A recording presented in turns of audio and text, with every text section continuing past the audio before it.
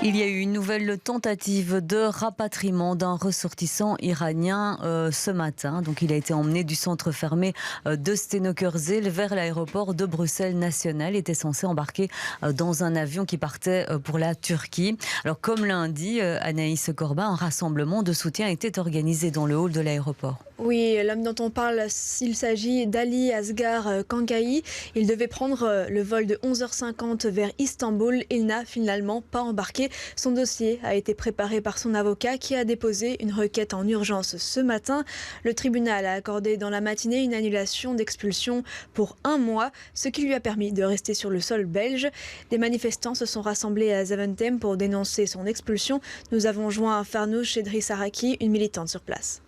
Nous avons été tenus au courant ce matin à 8h du matin de la mauvaise nouvelle du fait que un des 3 jeunes Iraniens qui était censé être expulsé lundi et qu'on a pu empêcher l'expulsion vient de nouveau d'avoir un deuxième avis d'expulsion. Il a été pris de force par 5 personnes. Ce matin à 8h. Il y a une amie à moi qui l'a eu en ligne et dernier mot qu'il a dit, c'était aidez-moi, aidez-moi, et puis il a raccroché. On a essayé de tenir au courant un maximum de passagers pour aider d'éviter le décollage de l'avion. Le pilote a ce pouvoir de pouvoir arrêter en fait le décollage de l'avion et donc dire que tant que le garçon n'est pas descendu de l'avion, je pars pas. Il souffre un peu du fait qu'il a été abandonné depuis le début.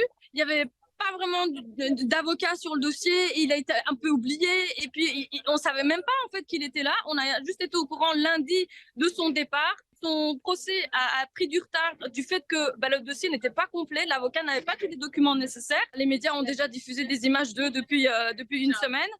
Maintenant, ce qui se passe, c'est même pas le problème de médias, c'est le problème qu'en Turquie, dès qu'il y a des expulsés de la Belgique vers la Turquie, ils sont d'office expulsés vers l'Iran. Après, ils sont directement arrêtés à l'aéroport parce qu'ils ont des avis d'arrestation. Et donc, arrivés à Téhéran, ils sont d'office arrêtés, emprisonnés. Et bien sûr, on sait ce qui va se passer par après. Ils risquent même peut-être la pendaison parce qu'en plus, ils ont quitté le pays. C'est des manifestants qui ont quitté le pays. Donc, ils risquent doublement leur vie, en fait.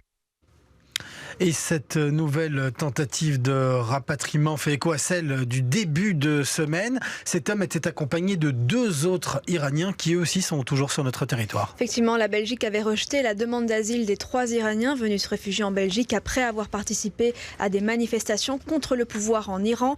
Les avocats des 2 autres Iraniens ont déposé mercredi une requête de mise en liberté. Cette demande sera examinée lundi matin par la Chambre du Conseil de Bruxelles. Voilà, leur sort est donc entre les mains de la justice. Merci Anaïs Corbin.